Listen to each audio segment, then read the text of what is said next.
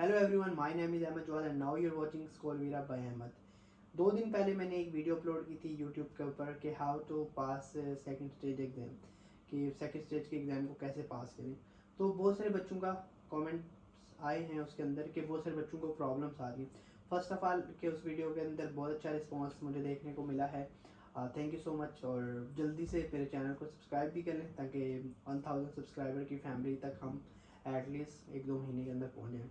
आज की इस वीडियो के अंदर हम बात करेंगे ड्यूरिंग द टेस्ट बहुत सारे बच्चों को जो है वो बेसिक प्रॉब्लम्स जो है वो फेस कर रहे हैं, जिसके अंदर कुछ बच्चों का जो रिज़ल्ट है वो अनल्ट कर दिया गया है और कुछ जो बच्चे हैं उनका जो है वो टेक्निकल इशू जो है वो आ रहा है। बच्चे परेशान हैं, स्टूडेंट जो हैं वो कहते हैं भाई हम क्या करें, कैसे करें। तो इन सारी चीज़ों का जो है आंसर करेंगे। कुछ चीज़ें हैं जिस पे मुझे लग रहा था कि जो मेन इश्यूज हैं ये एवरेज बच्चों को जो है वो फेस करने को मिल रहे हैं, तो इसमें मुझे वीडियो बनानी चाहिए। जी, पहला जो इशू है सबसे ज़्यादा कि बच्चे कह रहे हैं कि हमारे टेस्ट को ऑन द स्पॉट या नेक्स्ट डे जो है हमें मिल जाता है कि अनल्ड कर दिया गया है। टेस्ट अनल्ड होने की जो सबसे बड़ी वजह है वो साउंड बैकग्राउंड नॉइज़ की है। और बैकग्राउंड नॉइज़ के बारे में मैं डिटेल से आपको बता देता हूँ, इसी 1-2 मिनट में बात कर लेते हैं बैकग्राउंड नॉइज़ की।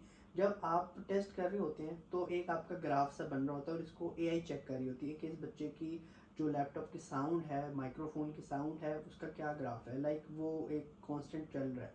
तो अचानक से कोई दरवाज़ा खुलता है या कोई पीछे से गाड़ी गुजर जाती है या कोई बच्चे रोने लग जाते हैं या फिर कोई ठक ठक की आवाज़ आने लग जाती है या कोई भी साउंड ऐसी आने लग जाती है जिससे एआई को लगता है कि कुछ जो इसका ग्राफ है वो सडनली अप जा रहा है।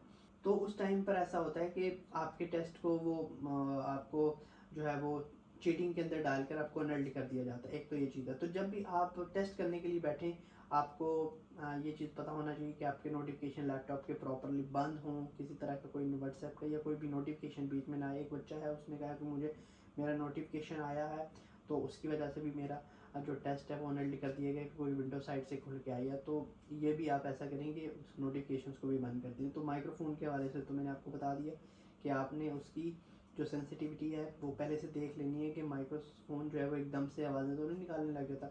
और समटाइम ऐसा भी होता है, ये बहुत बारीक बात है, बहुत छोटी बात है, कि जब हम समटाइम हैवी लैपटॉप यूज़ कर रहे होते हैं, मतलब कि बेसिक लैपटॉप जो सेकंड जनरेशन या फर्स्ट जनरेशन का, और वो कुछ टाइम के बाद उसको लगता है कि वो हीटअप हो जाता है तो वो एक्स्ट्रा फ़ैन चला देता है। तो वो जो फ़ैन की साउंड होती है ना वो माइक्रोफोन के करीब ही लगा होता है फ़ैन, तो उसकी भी बहुत ज़्यादा साउंड होती है, तो उसकी वजह से भी टेस्ट नल्ड होता है। कुछ बच्चे कह रहे हैं कि हमें पता ही नहीं है और हमारे टेस्ट को नल्ड कर दिया गया है। तो वो ये वाली चीज़ जो है वो एक्चुअली हुई है उनके साथ। और उसके बाद अगर किसी का इस तरह से प्रॉब्लम हुई है तो वो ओपन डोर्स की सपोर्ट ईमेल जो है वो मैं इस डिस्क्रिप्शन के अंदर भी दे दूंगा, उसको ईमेल करें। और ईमेल आपने कैसे लिखनी है, ईमेल का मैं आपको बता देता हूँ। आपने चैट जीपीटी को अपनी पूरी जो है दास्तान समझा देनी है, उर्दू के अंदर समझा दें उसको बताएं कि मैं टेस्ट कर रहा था ऐसे और इस तरह से ये हुआ है, और कोई नॉइज़ बीच में मैं नहीं बोला, खुद से कोई नॉइज़ जनरेट हुई है या कोई दरवाज़ा खुल गया या अजान होने लगी है या कुछ भी इस तरह की बात हुई है, तो आप चैट जीपीटी को समझा दें। और उसको कहें कि मुझे एक अच्छी ह्यूमन रीडेबल ईजी इंग्लिश के अंदर एक ईमेल मुझे लिख कर दो जो कि मैं ओपन डोर्स की टीम को सेंड कर सकूं और मेरे टेस्ट को वो रीशेड्यूल करें। अगर तो आपको पता है कि साउंड की वजह से जो है वो साउंड एक्स्ट्रा होने की वजह से आपका जो है वो नल्ड हुआ है, तो देन आप जो है वो उनको डायरेक्टली अपील करें कि मेरे टेस्ट को रीचेक किया जाए। साउंड जो थी वो अजान की थी या कोई ऐसी साउंड थी जो सडनली आई है, मुझे उसके बारे में नहीं पता, मैं उसकी वजह नहीं बना। तो वो मे भी आपके टेस्ट को रीशेड्यूल कर दें या फिर आपको वो जो है वो टेस्ट को जो है वो पास कर दें, वो कर सकते हैं बिल्कुल। और होप फॉर द बेस्ट, इंशाल्लाह हो भी सकता है। और सेकंड जो मेन जो है प्रॉब्लम आ रही है कि जब वो अपना टेस्ट स्टार्ट करते हैं उस टाइम पे प्रॉब्लम ये आती है कि वो अपना जो है वो क्वेश्चन अटैम्प्ट ही नहीं कर पाते, कोई टेक्निकल इशू जो है सर्वर का आ जाता है। तो इस केस के अंदर अगर तो आप टेस्ट बंद कर देते हैं और डायरेक्टली उनको ईमेल कर देते हैं तो वो जो है वो इस चीज़ के जिम्मेदार नहीं है, वो आपको डायरेक्टली ईमेल भेज रहे हैं कि हम कुछ नहीं कर सकते, आपने टेस्ट किया ही नहीं है। तो आप उसको रिफ्रेश करते रहें। इवन कि ये भी मेरे साथ भी हुआ था जब मैं टेस्ट करने बैठा और मैंने पहले 5 क्वेश्चन किए तो सर्वर जो है वो उसने रिस्पॉन्स जनरेट कर दिया 404 का कि सर्वर नहीं रिस्पॉन्ड कर रहा। तो मैंने उसको रिफ़्रेश किया बार बार, मैंने 5-6 दफ़ा रिफ़्रेश किया, मुझे इस काम में 10-15 मिनट लग गए। तो मैंने बार बार उसको रिफ़्रेश किया, बार बार रिफ़्रेश किया। मैंने वाईफाई जो है वो ऑन ऑफ़ करके दोबारा से ऑन किया और दोबारा मैंने ट्राई किया तो वो हो गया था। और नाउ आई एम हेयर। तो आप भी ऐसा ट्राई करें, हिम्मत बिल्कुल मत हारें, अपना जो है वो जितना भी आप कर सकते हैं वो लाजमी करें। और अगर फिर भी नहीं होता, 3 घंटे आप लगातार रिफ्रेश भी करते रहे हैं, वाईफाई भी आपने चेक कर लिया, ईच एंड एवरीथिंग कर ली और फिर भी नहीं हुआ, तो देन आप उनको ईमेल करें, वो आपका जो टेस्ट है वो ज़रूर रीशेड्यूल करेंगे।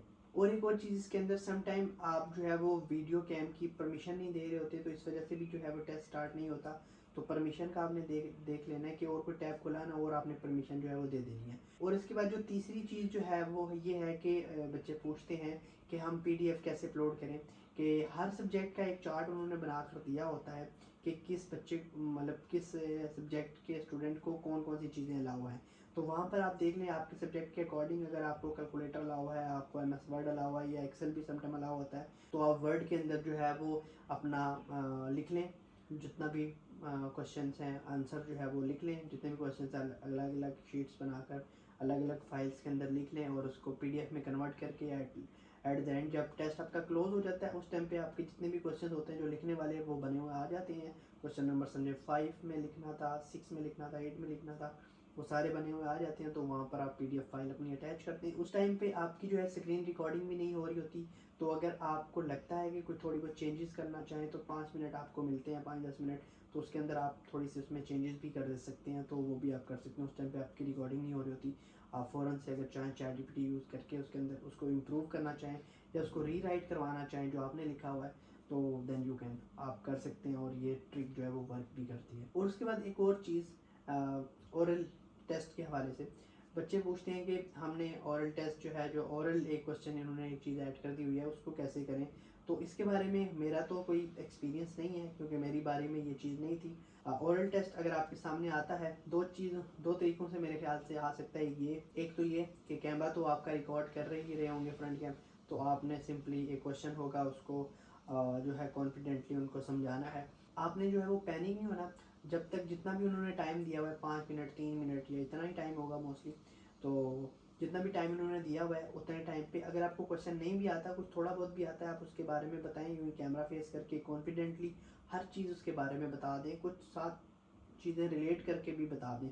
तो क्योंकि उनकी इंग्लिश भी इतनी अच्छी नहीं होती, आप जो है वो अगर बता देंगे जैसे भी, तो अगर तो आपका कॉन्फिडेंस है और क्वेश्चन जो चीज़ें आप बता रहे हो थोड़ी सी भी रिलेट कर रही हैं, तो आपका वो जो क्वेश्चन है वो क्लियर हो जाएगा, आपको अनल्ड नहीं किया जाएगा और आपको जो है आपके मार्क्स नहीं काटे जाएंगे। ये एक अच्छी चीज़ है। और उसके बाद अगर तो सम टाइम होता है कि लिखा हुआ आता है, आपने जस्ट रीड करना होता है, तो जब आपने रीड करना है तो confidently with smile you can read it and इंशाल्लाह क्वेश्चन होगा वो कवर हो जाएगा और इंशाल्लाह होप फॉर द बेस्ट। आज हमने जो चीज़ें कवर की हैं इसके रिलेटेड अगर आपका कोई भी क्वेश्चन है तो आप कमेंट के अंदर मुझसे पूछ सकते हैं, और अगर कमेंट के अंदर मेरा आंसर जल्दी नहीं आता तो आप मुझे इंस्टा पे DM करके मैसेज कर सकते हैं। मैं इंस्टा का भी लिंक दे दूँगा इसी वीडियो की डिस्क्रिप्शन के अंदर, तो आप मुझे मैसेज कर सकते हैं डायरेक्टली। किसी भी टाइप की कोई भी प्रॉब्लम आप फेस करते हैं तो आप मुझे मैसेज कर सकते हैं। इंशाल्लाह जितनी जल्दी हो सका मैं आंसर करूँगा आपको। और जल्दी से यार चैनल को सब्सक्राइब कर दो, 1000 सब्सक्राइबर जो है वो जल्दी से मेरे पूरे कर दो। थैंक यू सो मच, अपना ख्याल रखिएगा, मिलते हैं अगली वीडियो के अंदर। Thank you.